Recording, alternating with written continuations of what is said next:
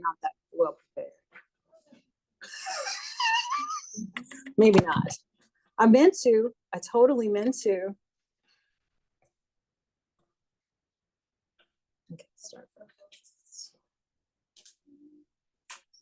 All right, here we go. Okay, so we're gonna do, where was that one? Okay. All right. So y'all do know that I'm not gonna give you a whole protein structure for like some part of this, right? So not only do you have to recognize the amino acids, but if I tell you draw a tripeptide with glycine, alanine, and asparagine, you got to draw it from scratch. Think you can do that? So, but okay. So when you think about the amino acids, you got to kind of think about that first, right? So when you think about your amino acids, you know you have an N-terminus, right? It's in what? What three are your backbone? NCC. And so if I tell you to make, let's say I tell you to make a dipeptide, you would do NCC, and then you'd have another amino acid that's NCC, right? Okay. How do you know about the rest of the stuff? If it's a free N, if it's the amino terminus, what is sitting on the amino terminus? A protonated amine, right? What's sitting on the carboxy terminus? A deprotonated carboxylic acid, which is double bonded to an oxygen, single bonded to a negatively charged oxygen, right? Yeah? Okay. What about the carboxy terminus and the N-terminus that have to make a bond? Remember, you're going to lose the oxygen from the carboxy terminus, and you're going to lose 2 hydrogens from the N-terminus. So what's left on the C-terminus? If we lose like this oxygen here on this carbon, it's not there, right? But it still has the carbonyl, right? Okay, so then the nitrogen, what did you say the nitrogen had? It had 3 hydrogens, but I lost 2 with the condensation reaction. So how many are left? 1. Yeah, okay. Then we make a peptide bond, right? What do we call the peptide bond?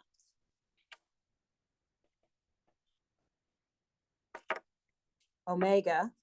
Okay, then what goes on either side of the alpha carbon? So here's the alpha carbon, here's an alpha carbon. What else does the alpha carbon have? A hydrogen, right? It's phi and psi on either side. And so it has a hydrogen and an R group. And so let's put the hydrogen in the R group.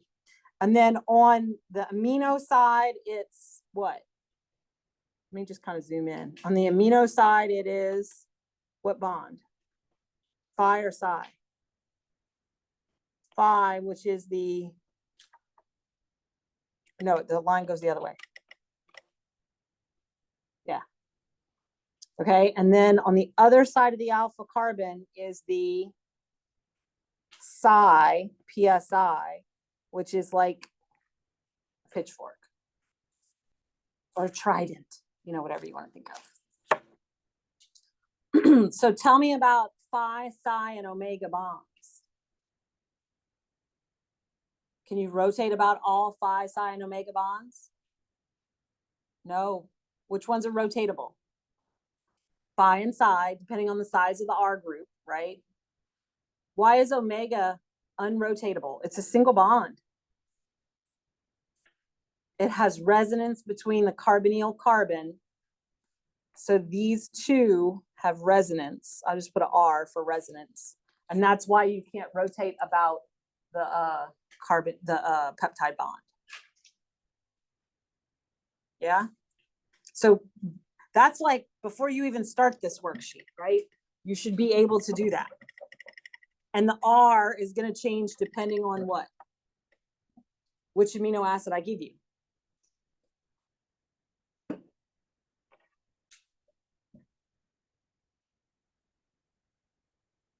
How are we doing? Yeah. Okay. But you were working on number 1, right? Okay. So it said draw a circle around or use a highlighting pen to trace the backbone of the pentapeptide. So the backbone is what?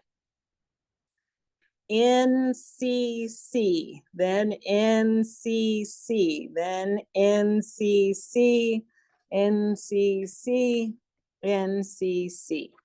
Should I highlight that last oxygen? Why not? It's not part of the backbone. It's not part of the backbone.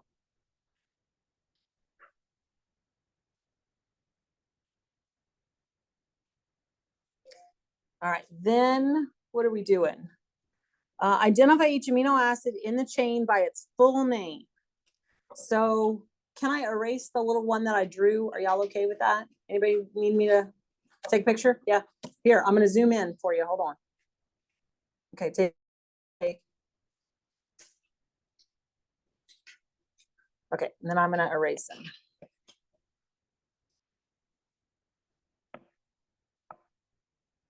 Oh, do you need it? It's okay. Wait. I can fix it. No. Yeah. Yeah, y'all just tell me. Y'all just tell me. All good. Okay, so I got to find my first amino acid. How do I find my first amino acid? NCC. So it's the first NCC. So that's my first amino acid. How do I know which amino acid it is? The R group. In this case, the R group is what? It's just a hydrogen. So what is this?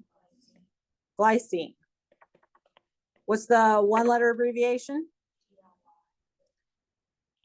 G, and the 3-letter is GLY. Okay, that's all right. Okay, then the next one, what'd y'all get? Alanine, and alanine's R group is a methyl group. So alanine, 1-letter, A, 3-letter, LA. Some of them are really, really easy, right? Some of them. Okay, then we got the next NCC. Ooh, this kind of big group. So this has 1 carbon, a carbonyl, and then an amine group. So it's going to end in an amine, right? So there aren't that many that end in an amine. Which one is this one? Asparagine. See the word spare in there? Asparagine. Asparagine.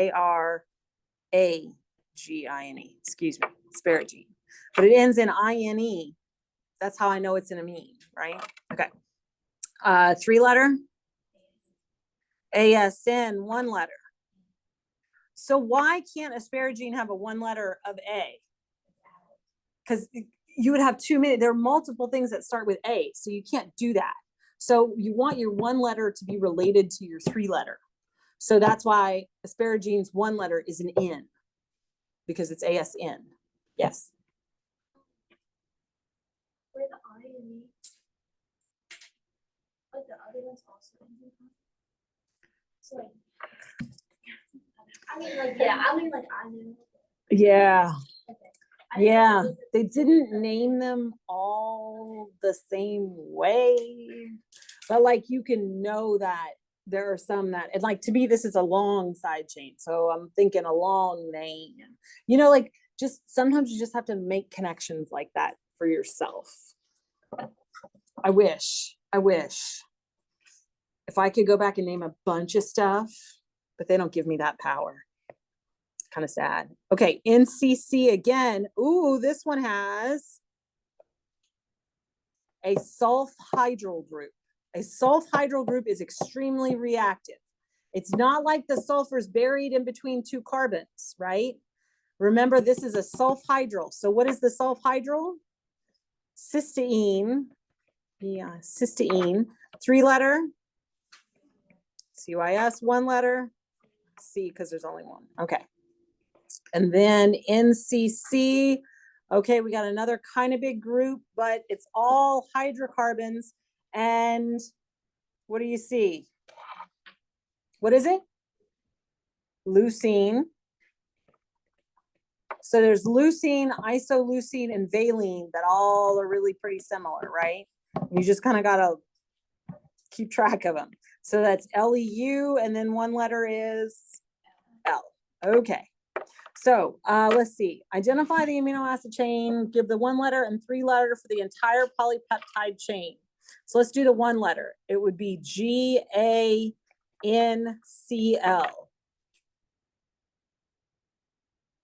Does it matter what order I do them in? Absolutely. The first one is always going to be what? The N terminus. The last one is always going to be the terminus. Exactly. Okay. And then if you did them in 3 letter, what would it look like? Start with glycine, GLY-ALA-ASN-CYS-LEU. Right? Which one do you want to do? Do you want to write out every single one? Think about most proteins are at least over 100, right? This is why the 1 letter code is so important. Okay. So one end, oh, we said that. Okay. So the N terminus is glycine and the C terminus is leucine. Okay. We labeled the phi, psi, omega. The last one is what forces hold together the primary structure. What is the primary structure? This is the sequence of amino acids from N to C terminus. So what holds them together? Peptide bonds. This is peptide bonds, but is that a force? No. Okay. So we want to know what kind of a force is a peptide bond.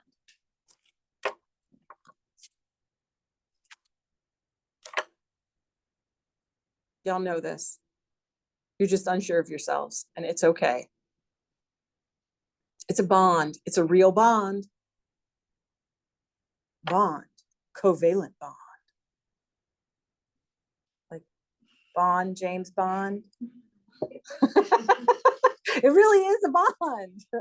So this is a covalent, I could write, covalent bond. Right? A covalent bond is a type of force, right? A peptide bond is not a force, but covalent tells me a force. Yeah? So far, so good? Questions? All right. Okay, so now we go from primary structure to secondary structure. So that's local twisting patterns, right? So what were the 2 primary kinds of secondary structures? Alpha helices and beta strands, beta sheets. It's technically whatever. We could get into a big theoretical argument about that, but I'll accept either. Okay, just sheets or strands. I don't care.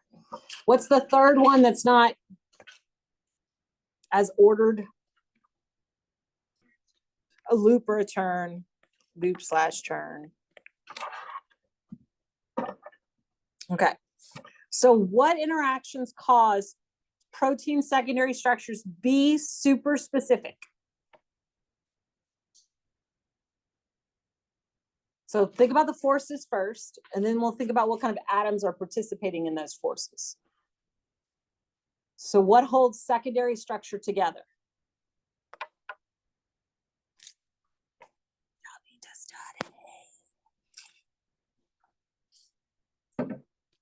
I love y'all very much, but I do not want to run out my red ink pen. I can't grade in red. It's gonna be purple or green or something. I can't grade in red. What holds together secondary structure? No, base stacking, that you're thinking DNA. That's true for DNA. Now we're talking about proteins. What makes something turn into a helix? Hydrogen bonds, 100% right, but it's not a bond, right? Hydrogen bonds, okay? Between what?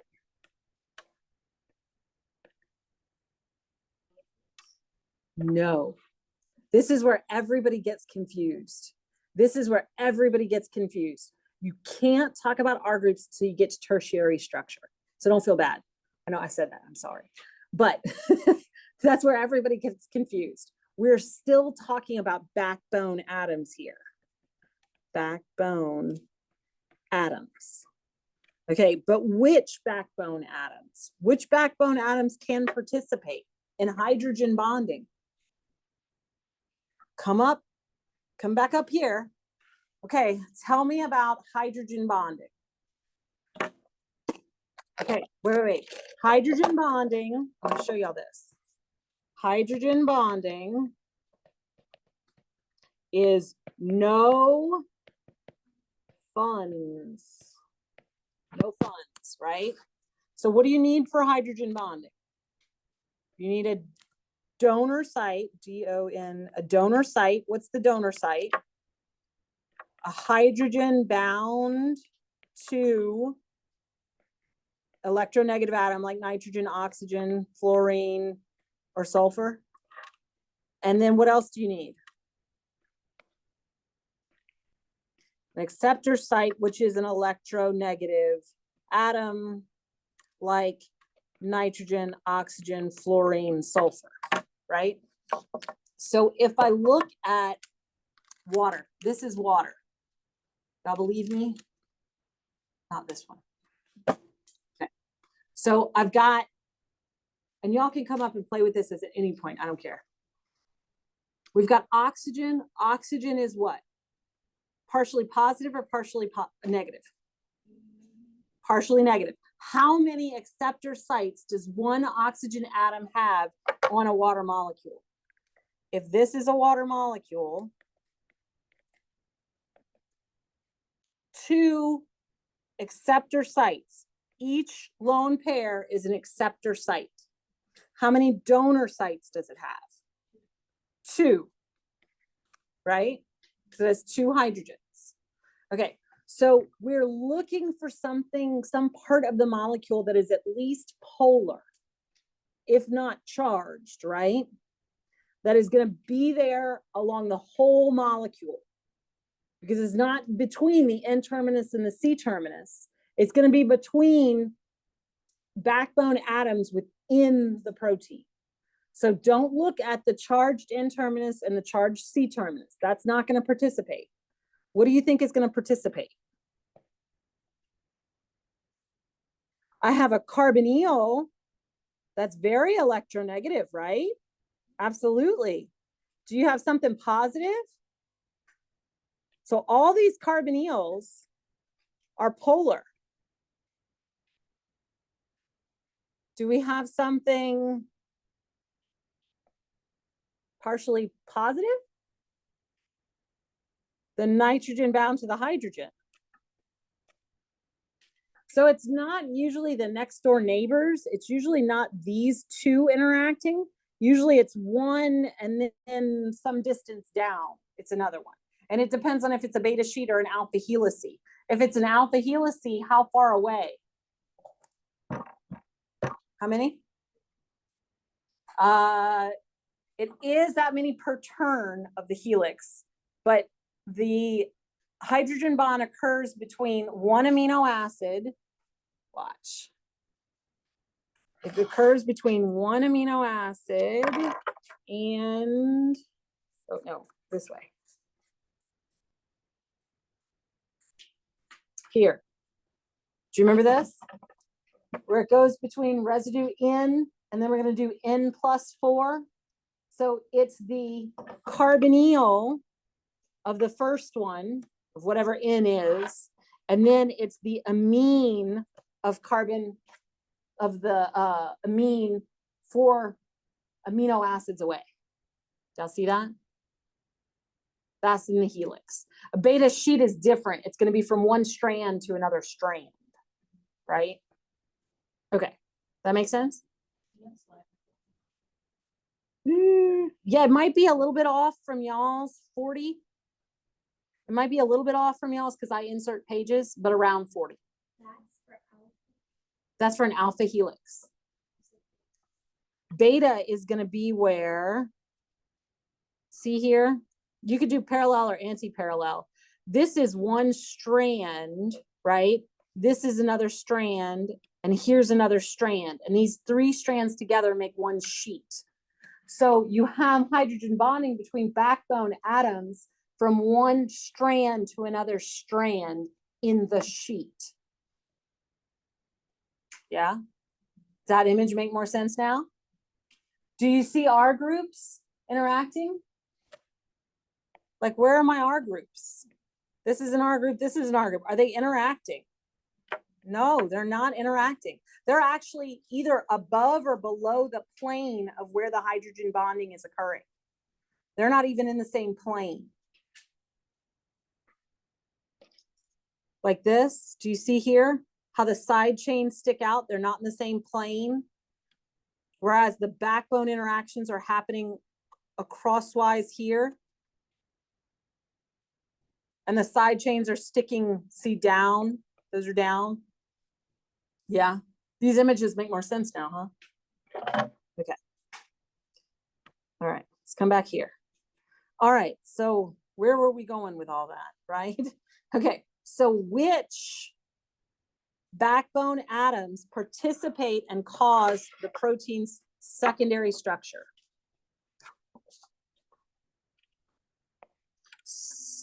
It doesn't matter if it's an alpha helix or a beta sheet, it's the same atoms. So it's the hydrogen on the amine, which is the nitrogen,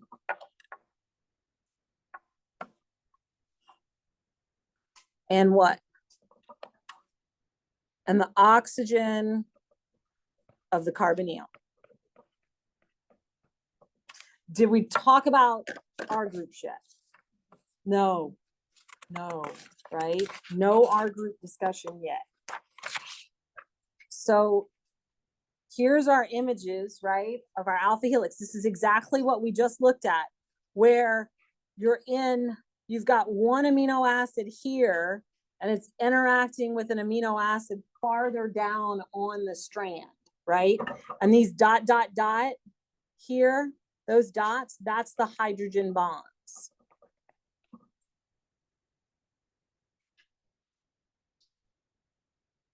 So the hydrogen bonds run parallel to the helix. And that's what gives the helix a dipole.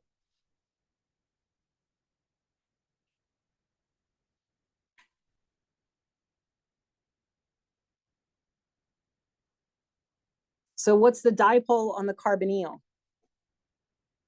Points up or down? Down. What's the dipole on the amine?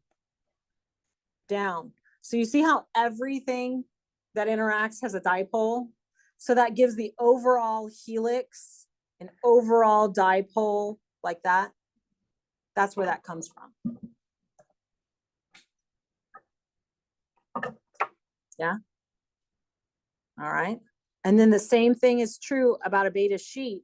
We have the carbonyl from one interacting with the amine hydrogen from the other. And this dashed line in between, that's the hydrogen bonds. Except in this case, this is like strand one, and this is strand two. And together, the two strands make a sheet. What is one coil? It's one coil.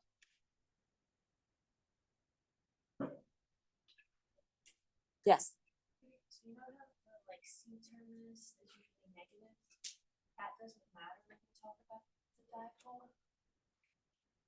No, because in the C terminus, here's the C terminus of a helix, it's still connected. Like usually the ends of a protein are very, very flexible and they're not in a secondary structure. They're just unorganized because you see them moving all the time. So when you look at the end of a helix, it's really not a nitrogen that's protonated. So it's not charged. Yeah. Okay. All right. So I got to get a move on. All right. All right. So what part of the protein is represented? What do we got for number 3? What kind of representation are we looking at for figure 2? Do this one. Do you see this thing here? What does this represent? It is a helix. It is a helix. But a lot of times what we call this is a ribbon diagram. Have you heard that before? I think I said that. And a ribbon diagram, the ribbon typically represents what? The backbone atoms.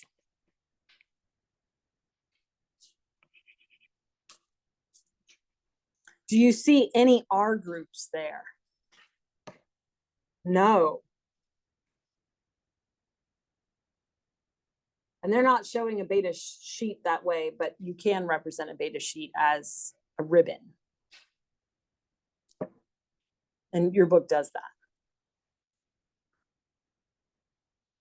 Okay, so what attractive force works in protein secondary structure? And you can end the sentence. Doesn't matter if it's a twist, a zigzag, a whatever, it doesn't matter. If I ask you, what attractive force is present in secondary structure, what are you immediately going to say? Hydrogen bonding. That's the only thing that you can say.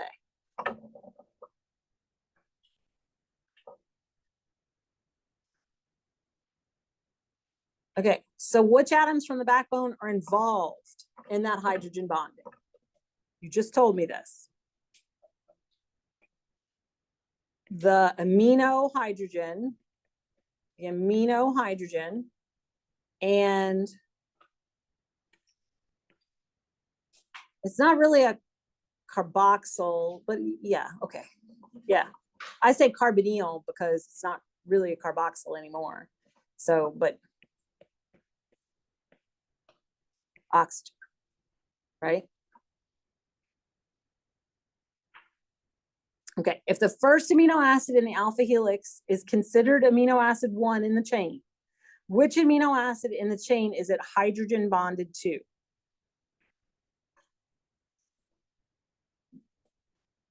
So in the thing that I gave you, right, you went N binds to what? N plus 4. So if N is number 1, what's it binding to? People get that wrong all the time. Be careful. That's straight from your notes. And be careful that you know which one's going to be carbonyl and which one's going to be amino, because it's got directionality as well. Okay, now we're going to build. We did primary structure, we did secondary structure, now we're on tertiary structure, right? Okay, so you can get a unique 3-dimensional shape because the protein can rotate around some single bonds. Which single bonds? Phi and psi. Only phi and psi bonds. Okay, I want you to tell me if this statement is sometimes true, always true, or never true. You ready? All right. I'm reading off of this. The nonpolar R groups on the amino acids are not able to interact with water, so they tend to hide in the center of a folded protein. Sometimes true, always true, never true. Sometimes. Why? Sometimes. You know, so you know what that makes me think of? When I was in high school, my chemistry teacher, she was a witch, man. She was my mom too. But she used to give these tests and she had true false questions. And they weren't just true, false questions. They were sometimes true, always true, never true. Oh, but anyway. Okay, so this is true sometimes. Why? Why would we want to have non-polar R groups hidden in the center, hidden in center of protein? When would we want that to be true? If the protein is going to be in a polar environment. So this is true if the protein is in, is in a polar environment. And we think about that as like water, right? So this would be an example of a soluble protein. Are all proteins soluble? No. Oh my gosh. So when would I have non-polar R groups on the outside of a protein?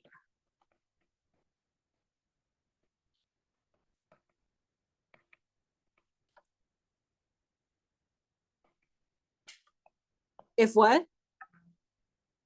Yeah, if it's in something non-polar. If protein is in a non-polar environment. What in the frick frack is a non-polar environment in a cell? What's that? Yes, the lipid bilayer, membrane proteins.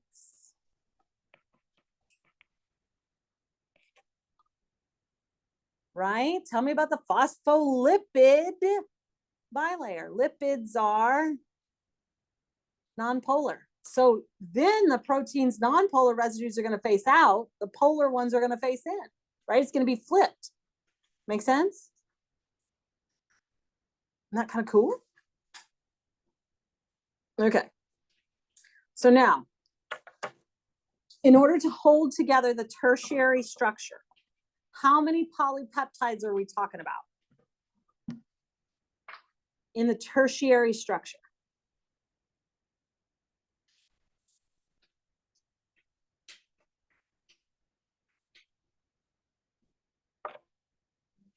One. So tertiary structures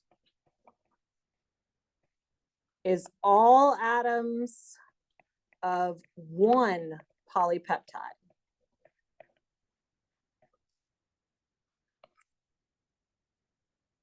So it's like the 3D shape of one polypeptide, 3D shape.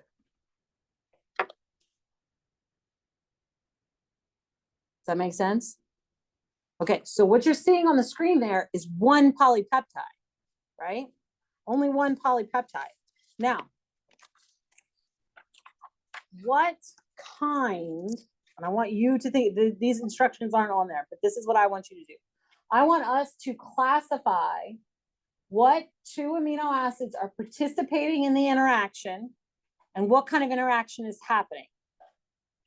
Okay, so I'm going to look at this first, right?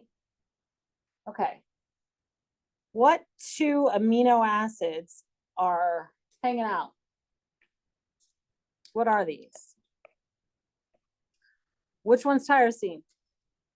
Well, the one with the ring, right? So tyrosine, what's the abbreviation? 3-letter? Tyrosine, okay. And what's the other one? Serine. What's the 3-letter abbreviation? So which three have hydroxyl groups? Serine, threonine, and tyrosine. Those are your three that have hydroxyls. And those are really, really important because they can all be phosphorylated. And we're going to talk about phosphorylation, oh my God, until we're blue in the face. I promise it's coming. So that's really important. Okay, so what kind of interaction is happening between the tyrosine and the water and the serine and the water? What is this? Hydrogen bonding. Could tyrosine and threonine also hydrogen bond to one another? Yes, absolutely, 100%. Like anything with a hydroxyl behaves like half, almost a little bit more than half of a water molecule. So if you have a hydroxyl, you behave like a polar molecule, right? Okay. Come down here. What do we got here? What are these CH3s? Just CH3s. These are both examples of what? Alanine. And then, whoo, my gosh, we got a carbon and then a benzene ring, right? What is that? Phenylalanine. Why do we call it phenylalanine? What's a phenol? It's a benzene ring with a hydroxyl. But in this case, instead of being a hydroxyl, it's a methyl group, and we call one methylalanine. So it's like a phenol, but it has an alanine, so it's called phenylalanine. Right? Okay, so what's the 3-letter? PHE. Okay, so what kind of interaction are happening between the alanines, the phenylalanines, and even this way too, right? What kind of interactions happening between all of these?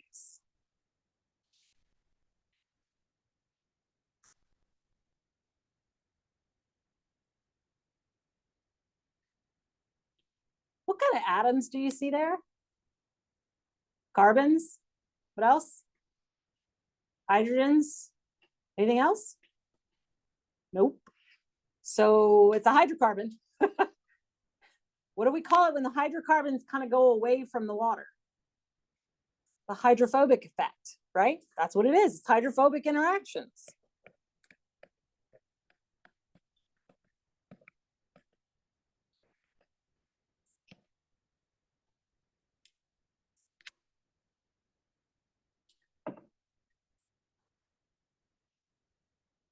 All right, let's so do you think you can go and do this for all of them? Right? So, because there's more I want to cover. If we have time, we'll come back and do these together. Now, some of these will have more than one thing that it could be. So, for example, I'm just going to pick one. What 2 amino acids could this be? Something that has a carboxylic acid group. Aspartate and glutamate. Right? So it could be, there are some that could be more than one. So just make sure you realize that as you're finishing it. Okay. All right, let's see. Now, are all tertiary structures due to weak non-covalent interactions? No, everything we've talked about so far has been weak non-covalent. But over here, I have these 2 sulfurs. What is that? That's a disulfide bond. So what happens is you have 2 thiols. Those 2 thiols are reactive and they undergo an oxidation reaction, and we create a covalent disulfide between the 2 sulfurs.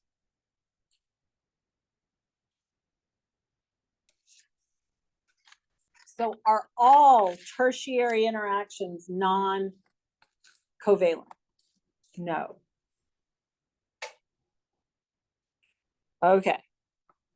So now we're on tertiary structure. So we got to be thinking about R group interactions. That's what tertiary structure is, R group interactions.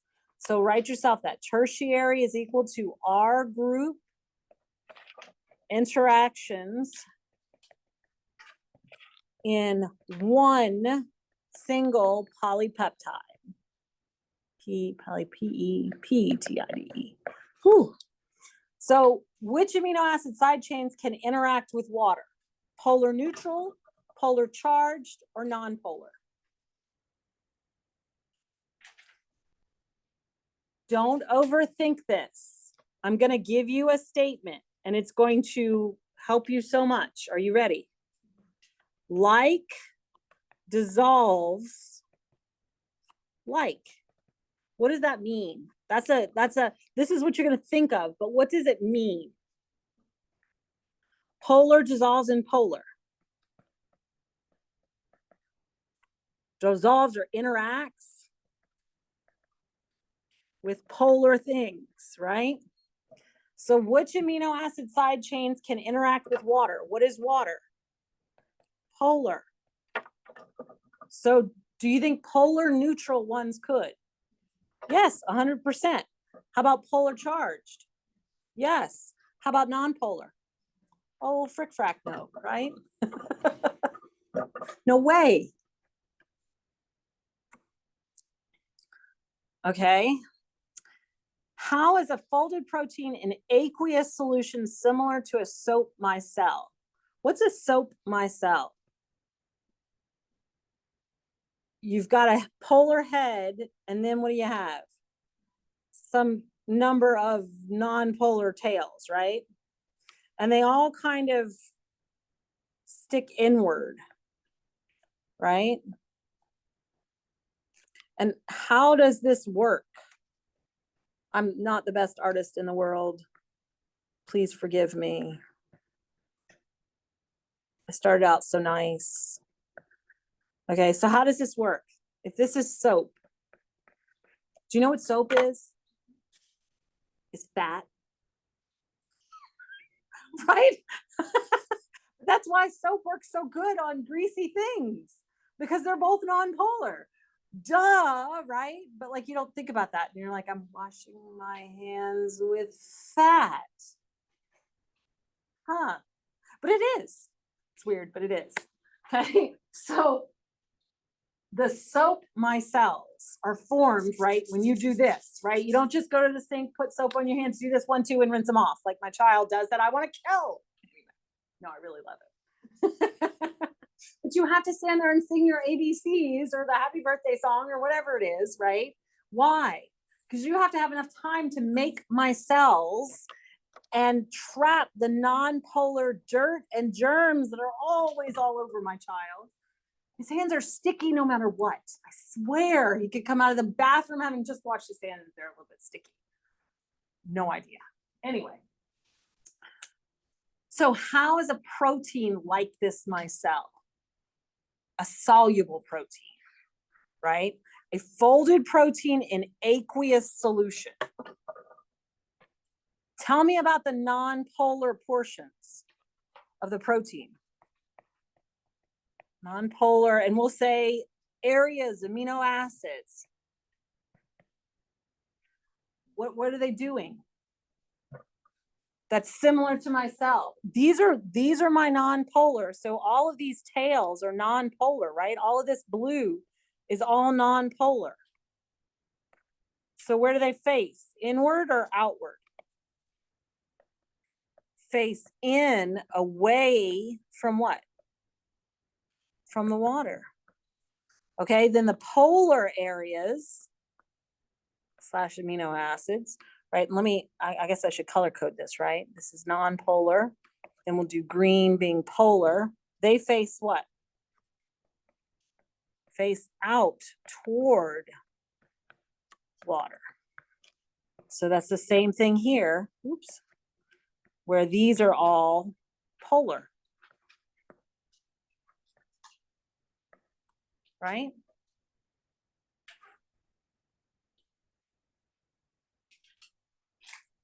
Okay. So a disulfide bridge consists of covalent bonds between sulfur atoms. It's not an attractive force. So what do you think is stronger? A disulfide bridge, an ion dipole interaction, or a hydrogen bond? What's the strongest? The strongest is what? A disulfide bridge. That's a bond. That's a covalent bond. A covalent bond is 20 times stronger than a hydrogen bond because a hydrogen bond is not a bond, right? Not a bond. Okay. So what's stronger than a hydrogen bond or an ion dipole? Ion dipole. Remember we did these at the beginning? And then a hydrogen bond.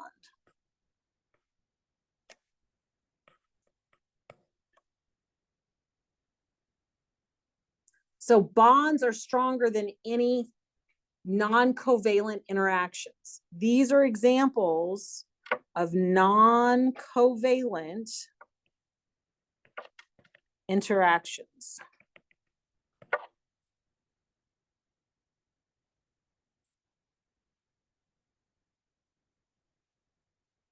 Yeah. All right. So last one is when two cysteines form a disulfide bridge. The bridge is called cysteine. Cysteine, like tines on a fork. Which is the reduced form, cysteine or cysteine? So here is the reduced form.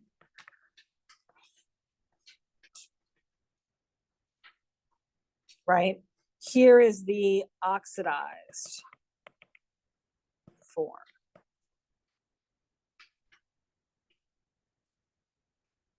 So our cysteines are reduced, our cysteine is oxidized. Does that make sense?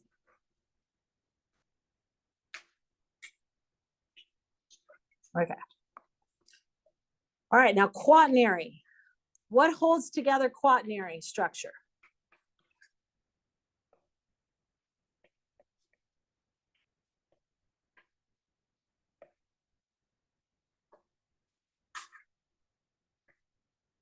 Same thing as tertiary. It's exactly the same.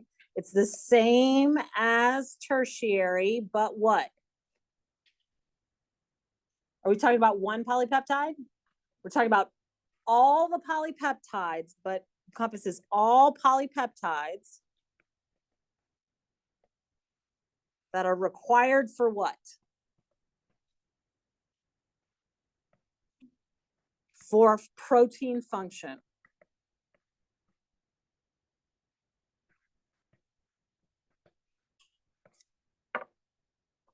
So everything that you saw before is 100% true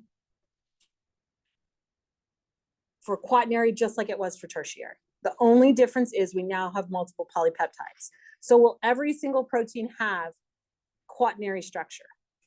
No. Will every single protein have tertiary structure? Yes. Make sense? Okay. And then the last summary, quaternary proteins can be held together through ionic. That's not the only thing, but it's one of them.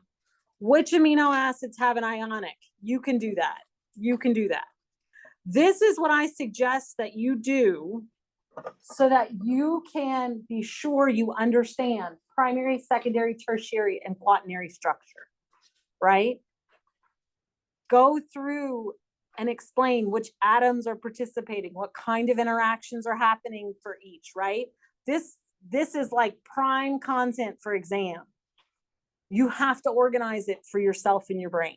So maybe this table isn't it for you, but do something to kind of summarize all the information for yourself. Okay. And then the last thing I have is just kind of like an application, right? So what kind of interaction would you expect between the side chains? So if I give you two side chains, you have to tell me what kind of interaction you think is going to take place between them. So I have histidine and aspartate. Tell me about histidine. And I want the strongest. What type of interaction? I want the strongest type of interaction. So tell me about histidine. What's its property? It could either be neutral or charged, positive or negative. Okay. Aspartate.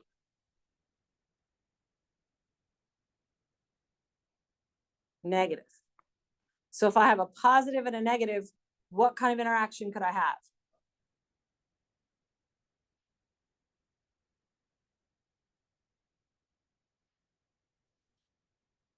You want to say ionic, right? But in a protein, we say ionic, we say a salt bridge. Because you don't actually form a salt, because to form a salt, you have to have that crystal lattice, but it's still a positive and a negative. So we call it a salt bridge, but it is ionic in nature. Okay, alanine and valine. Oh, go ahead. That's the covalent. That's different. A disulfide is only between, look at C, two cysteines. If I have a SH and a SH, what could happen? I could turn that into a disulfide. And so the two cysteines, this would be disulfide covalent, or covalent disulfide, however you want to say that, right? Does that make sense? If I ask you what kind of force, yeah, what kind of interaction, that would be covalent. You wouldn't have to necessarily put the disulfide, but you would have to put covalent. Yeah. Okay, so alanine and valine. What is alanine's R group? It's just a methyl group, right? What's valine's? Yeah, you got a CH3, a CH3, and it kind of makes a V, right? And you got a CH there, right? So it's all hydrocarbons. So what do you got? Hydrophobic. I would probably accept here London, right? Because it's basically saying the same thing. How about serine and asparagine? What does serine have? It has a OH. Okay, what does asparagine have? It has that carbonyl and then the amine NH2, right? And it's got CH2.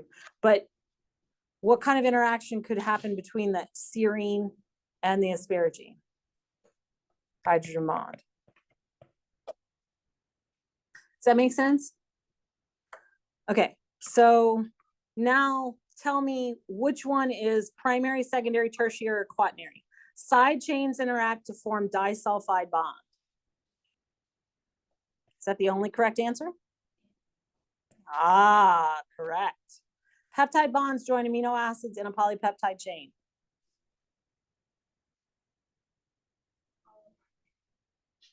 Primary. Peptide bonds are primary. Two polypeptide chains are held together by hydrogen bonds.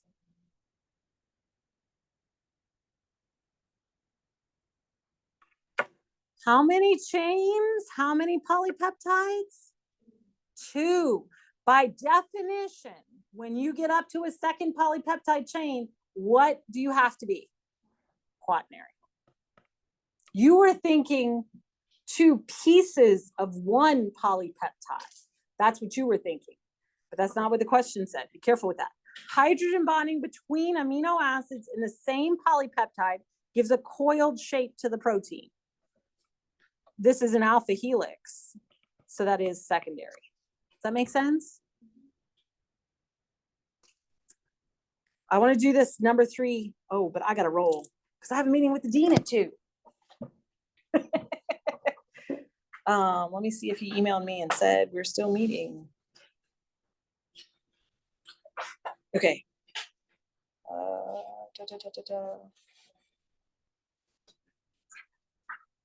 I'm still on. Okay, so I gotta go.